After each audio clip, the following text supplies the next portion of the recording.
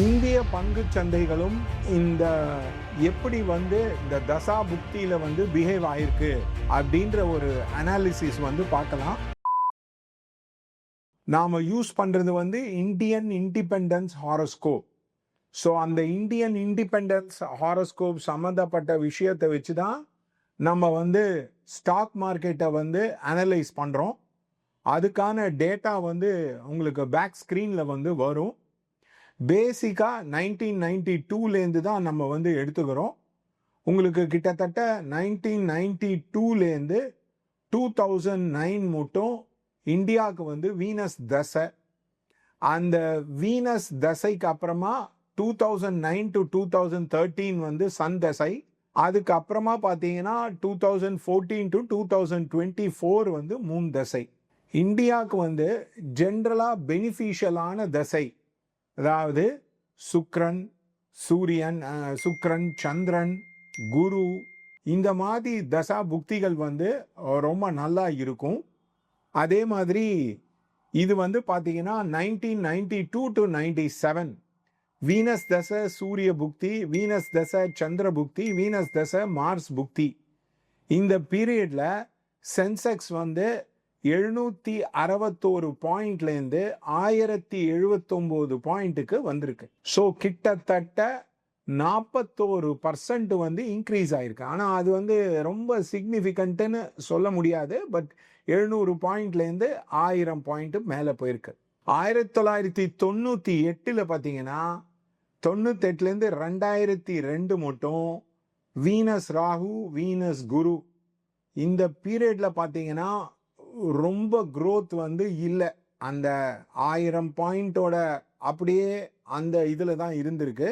அதுக்கப்புறம் பார்த்தீங்கன்னா 2003 to 2008 அந்த பீரியட்ல ஆல்மோஸ்ட் டபுள் ஆயிருக்கு. Venus Saturn, Venus mercury, Venus Ketu பார்த்தீங்கன்னா 1800 பாயிண்ட்லேருந்து 2000 கிட்டத்தட்ட 3000 பாயிண்ட், விச் மீன்ஸ் அது கிட்டத்தட்ட 57% வந்து க்ரோ ஆயிருக்கு. அதுக்கப்புறம் 2009 to 2013 வந்து சூரிய தசை. இந்த சூரிய தசையில வந்து 21% க்ரோ ஆயிருக்கு. 5000 பாயிண்ட்லேருந்து 6300 பாயிண்ட், ரொம்ப மேலே போல மேலஃபிக் தசை. அதுக்கப்புறம் கோல்டன் பீரியட் அப்படின்னு பார்த்தீங்கன்னா மூன் தசை. மூன் வந்து மூன் வீட்லேயே இருக்கு, கடகத்திலேயே இருக்கு. ஸோ அதை தவிர சனி வந்து 9, 10, 11 இடங்கள்ல போச்சு. ஸோ அப்படி பார்த்தீங்கன்னா 8000 பாயிண்ட்லேருந்து 10,000 பாயிண்ட் வந்து 2014-18 மோடியோட ஃபர்ஸ்ட் டேர்மில் வந்து போயிருக்கு.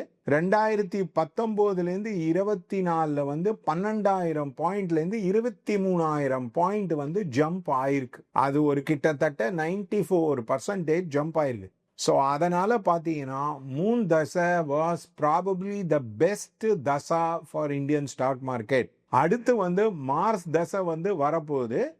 மார்ஸ் தசை வந்து அந்த அளவுக்கு இந்த அளவுக்கு 12,000 பாயிண்ட்லேருந்து 23,000 பாயிண்ட் ஜம்ப் ஆஃப் ஆன மாதிரி இருக்குமான்றது வந்து சந்தேகம். பிகாஸ் இட் இஸ் மேலஃபிக் தசா. இதுதான் ஃபர்ஸ்ட் டைம் இந்தியன் ஸ்டாக் மார்க்கெட்டோட இதை வந்து நம்ம வந்து கோரிலேட் வந்து பண்ணுறோம். பட் இந்தியாவோட growth story will continue. India GDP growth will continue. இந்தியாவோட ஃபாரின் எக்ஸ்சேஞ்ச் மைல்டாக கொஞ்சம் அடி வாங்கும். டாலர் பேரிட்டியில் வந்து இந்தியன் ருப்பி வந்து அதாவது கீழே போகும்னு சொல்லலாம். அதாவது Indian rupee will become more costlier to the dollar. So இந்த மாதிரி விஷயங்கள் நடக்கும். And gold and silver prices will continue to go up till the month of August. இதுதான் இந்த ஸ்டாக் மார்க்கெட்டை பற்றி அனாலிசிஸ், ஜென்ரலாக 2026க்கான அனாலிசிஸ். இதை வந்து first time somebody is using a தசா புக்தி அண்ட் கோரிலேட்டிங் இட். நிறைய பேர் ஸ்டாக் மார்க்கெட் அஸ்ட்ராலஜி வந்து 14 பிளானட்டை வச்சு பார்க்குறேன், 20 பிளானட், அதெல்லாம் தேவையே இல்லை. ஜென்ரலாக இந்தியா இண்டிபெண்டன்ஸ் சார்ட்டை வந்து வச்சு பார்த்தீங்கன்னா தெரியும்.